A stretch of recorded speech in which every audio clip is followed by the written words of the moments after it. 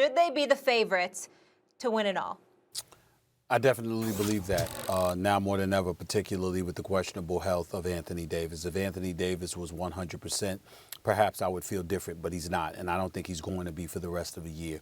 Meanwhile, I'm looking at the Brooklyn Nets, and I'm saying, excuse me, like per 100 possessions, they averaging like 124 points.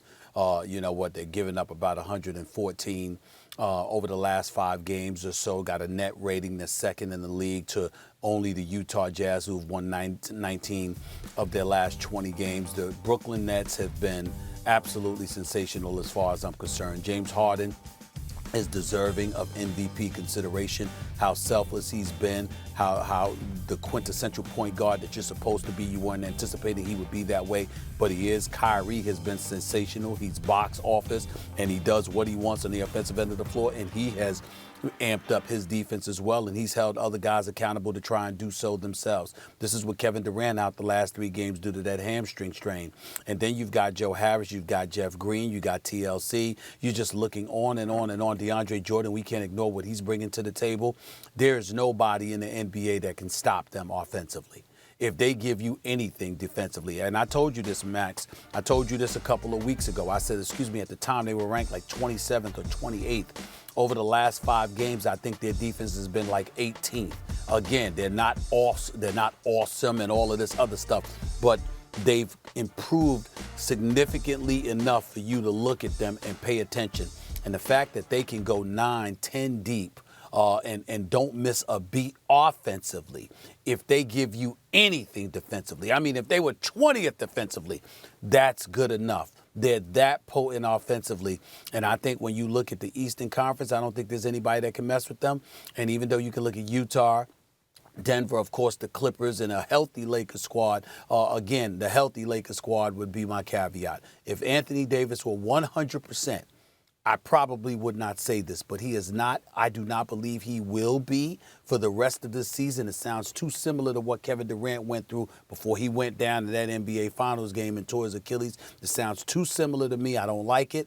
And as a result, I'm going with the Brooklyn Nets. I think the Brooklyn Nets should be the favorites to win it all, to win the chip. Well, I'm assuming health for Anthony Davis. I mean, they're going to give him a nice long rest. Don't forget, when KD was in the finals, he came right back and played on that so-called calf injury. He was as you recall. about 2 series. Okay, but you and I were on the road doing the show from the Bay Area, and what did I say? Like, don't play in this game. This is obviously an Achilles. No, the team doctor said it's not. Of course it was. It was right. The calf bone's connected to the Achilles bone apparently, because of course that's what happened. Different for AD.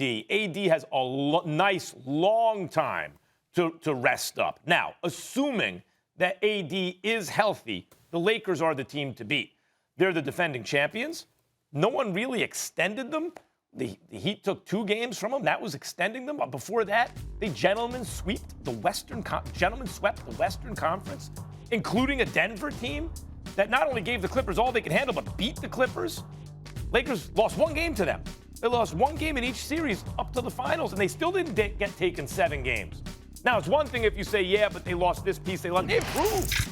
Lakers improved since last year's team. And the thing about it is, they're the one team, the Lakers, when healthy. Stephen, if they don't have AD, don't bother showing up because they might not get to the finals. Probably they won't get to the finals without AD, let alone beat whoever's there out of the East. But assuming AD is there, this Lakers team is the only team in the league that is absolutely elite both ends of the floor, offense and defense. Remember, no team has won a championship in the last 2 decades, 20 years, with a defense ranked lower than 11th. Now, do I agree with you that the Nets could be the first team to do that with a mid-ranked kind of defense? Yep, they have that much offensive firepower. I've consistently said this is going to be the best offensive team of all time by the end of this season. But they're going to have to play defense. So because they haven't really done that consistently yet, I can't make them the favorites when the Lakers are the champions defending and have improved, presuming health for AD. I'll tell you something else. The Sixers are a real threat because not only have they been playing well this season, but they are designed, health permitting again. Who's going to stop Embiid on that Nets team? Like, that is Nobody. A bad matchup. He is going to get his. And the Sixers can also shoot, and they can play defense. All things considered, do I like the Nets to beat them? Yeah, I do. I think the Nets will play good enough defense. But that's a tough series. It's not a given. I'm not saying it's not a tough series, but threes will beat twos any day of the week. And I think that when you consider the marksmen that the Nets can put on the floor all at the same time, I think that spells trouble for the Philadelphia 76ers, particularly with Ben Simmons refusing to be a perimeter threat. That's number one. I think that you have to look at it from the standpoint that the Philadelphia 76ers have tailed off a little bit defensively over the last few games. If you're paying attention to them, we've got to pay attention to that and keep our eyes on that. I think Seth Curry should be shooting the ball more, not less, but that hasn't been the case as of late.